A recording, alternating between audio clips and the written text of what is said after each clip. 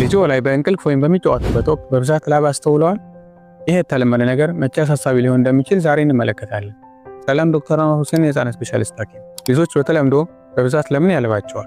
በጣም ንቁ የሆነ ላብ እጢ ስላላቸው ሰውነታቸው በሚጫወቱበት ወቅት በፍጥነት ይሞቃል።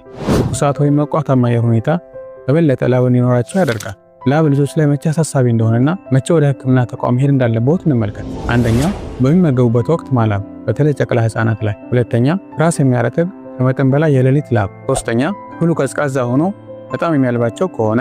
አራተኛ፣ ላብ ከሚከተሉት ነገሮች ጋር አብሮ የሚመጣ ከሆነ ደካማ አመጋገብ፣ ክብደት ለመጨመር መቸገር፣ ቶሎ መተንፈስ፣ በሚመገቡበት ወይም በሚያለቅሱበት ወቅት የከንፈራቸው ከለር ሰማያዊ የሚሆን ከሆነ ልብ ይበሉ።